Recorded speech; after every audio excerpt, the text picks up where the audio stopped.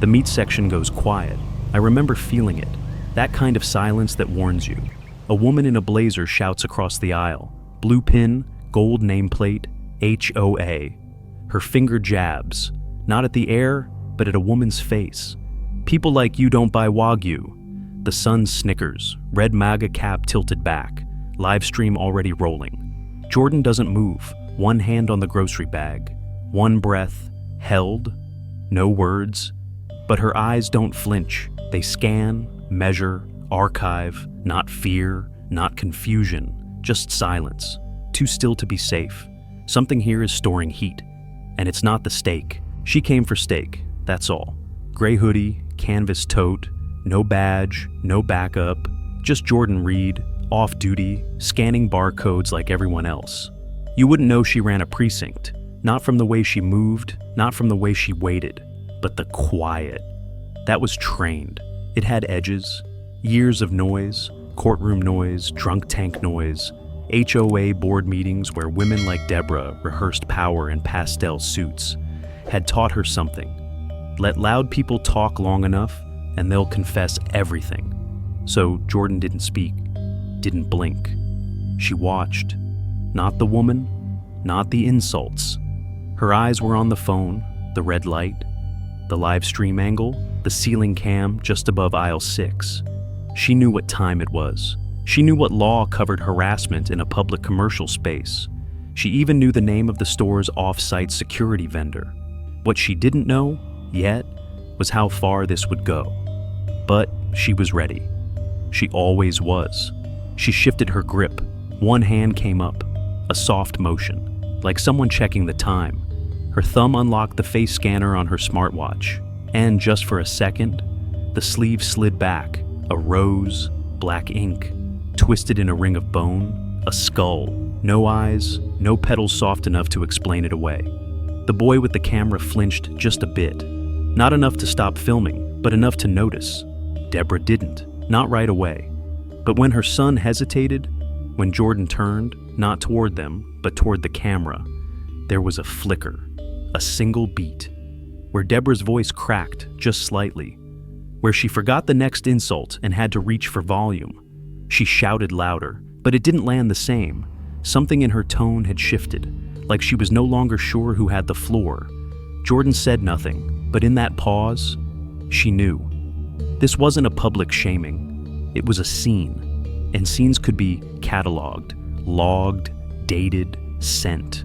Jordan wasn't just standing there. She was saving everything, because people like Deborah think they win when they shout. But Jordan, she wins when she listens. Deborah didn't stop with noise. She moved, sharp heels across linoleum, phone to her ear, voice tight, rehearsed. "This is Deborah Callahan. I'm the HOA president at Belridge Commons. I'm reporting a threat.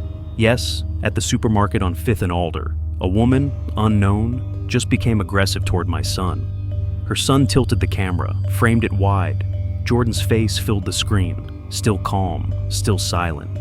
But something shifted. The moment the call connected, this wasn't just drama. It was record. It was evidence. And Deborah just made herself a participant. Jordan reached into her pocket. No panic, no rush.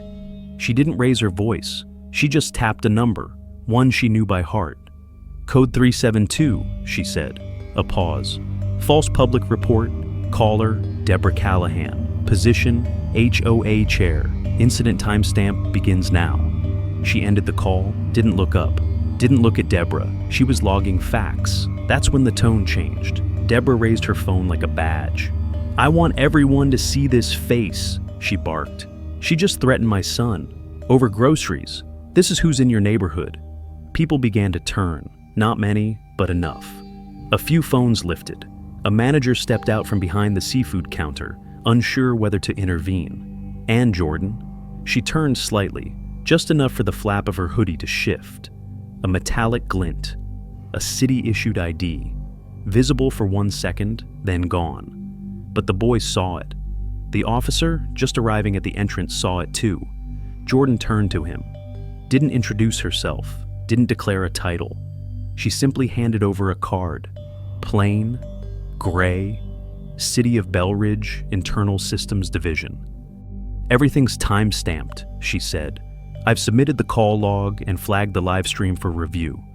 The officer froze. Not long, but long enough. Long enough for the power to shift.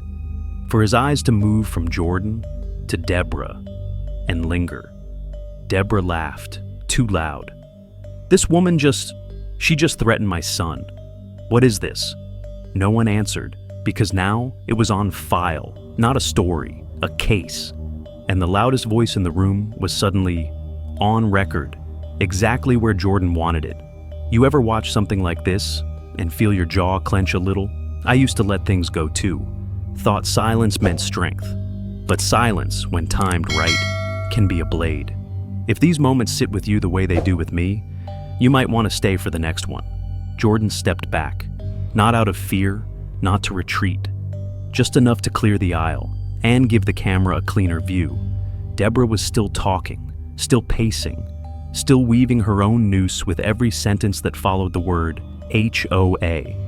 Jordan didn't stop her, didn't speak, didn't explain who she was. Instead, she opened her phone. One swipe, then another.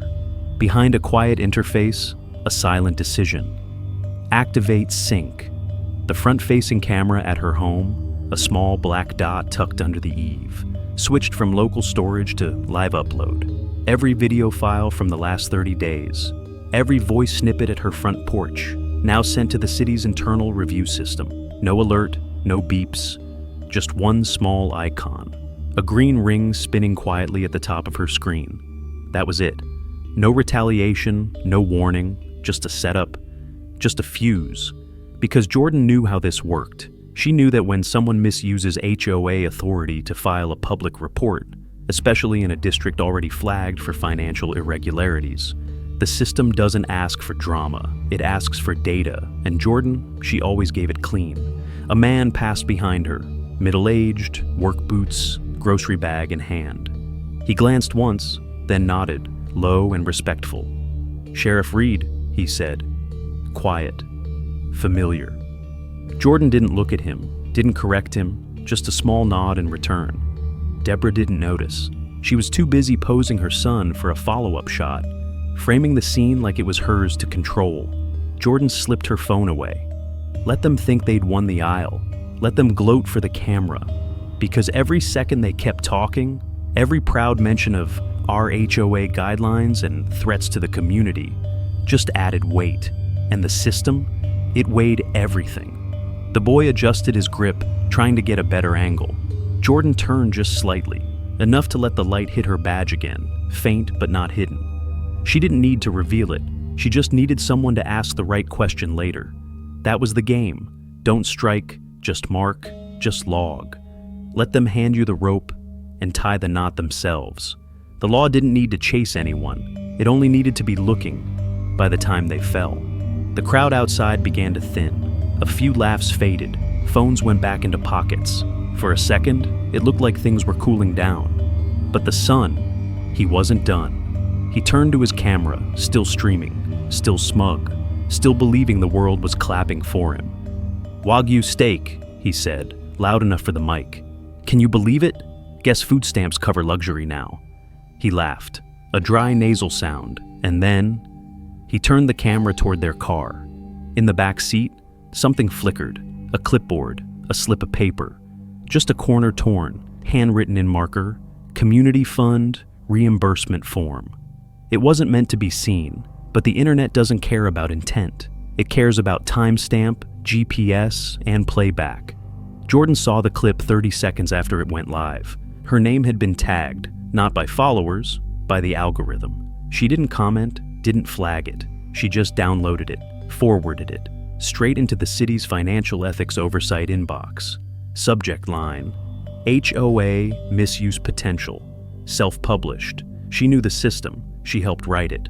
Line 4, B, any HOA fund allocation exceeding $500 must be filed with transparency to residents within 14 days. They hadn't filed a thing, but now they'd filmed it. And worse, they mocked people while doing it. Another comment popped up beneath the video. "Bro, Did you just film your mom committing fraud? In the parking lot, someone watching the stream went still. Middle-aged, blue shirt. Looked at Jordan, looked back at his phone. He didn't say a word, just closed the screen, grabbed his daughter's hand, walked the other way. The temperature shifted. The noise didn't rise. It dropped. Quiet isn't always calm. Sometimes it's judgment arriving without sound. Back at the SUV, Deborah climbed into the driver's seat, still oblivious. Still talking into speakerphone, boasting to someone about handling a situation at the store. Behind her, the live stream ran on. Over 3,000 viewers now. One of them was a city compliance officer. Another worked for the county treasurer's office. Jordan? She stood by the cart return, watching shadows lengthen across pavement. Not smiling, just watching. Because that's the trick. You don't have to shout. You don't even have to push. You just let them film themselves climbing the ladder, while you wait at the bottom, holding the list of missing rungs. The email landed at 6:42 a.m. Subject: Notification of Financial Audit. Belridge HOA recipient, Deborah Callahan. President attached. 12 flagged transactions, dates, amounts, missing records, each one tied to her signature. At 7:03 a.m., the doorbell rang. 2 city officers, no sirens, no noise, just a clipboard, a badge, and a simple line. "Ma'am, we have some follow-up questions regarding community fund allocations." Deborah blinked, then reached for her phone, but her son had already gone live. Again. This time from the front lawn. Caption read, "LOL, she's panicking because we exposed the steak thief yesterday." He turned the camera toward the street and caught her, mid-conversation with the officers. Behind her, on the car seat, the same form, same handwriting, same HOA reimbursement note. By 7:17, someone had screen capped it. By 7:23, the HOA group chat was on fire. By 7:40, a Reddit thread titled, "Karen runs HOA like a slush fund," had 1.8K upvotes. One comment stood out. Bro filmed the evidence, posted it, and still doesn't realize he ruined her. Inside her house, Deborah paced, phone buzzing, board members texting, no one defending. She looked outside and saw her, Jordan, across the street, leaning against a utility pole, hoodie up, hands in pockets, still, just like in the store. Deborah opened the door, tried to act like she didn't see her, tried to pull the gate shut, but her hand shook. She'd made the noise. She'd played the victim. She'd pushed too far, in too many directions. And now, the silence was pushing back. In Jordan's car, the city dashboard glowed. Audit request submitted. Flag notice escalated. Live stream archived. Jordan read through it once, twice, then closed it with one slow tap. Her name wasn't in the public reports. She never issued a statement, never posted online, but the system knew. The logs were clean, the steps had been followed. Every insult, archived, every lie, geotagged, every smug frame, now evidence. She didn't smile, didn't even blink. She just waited.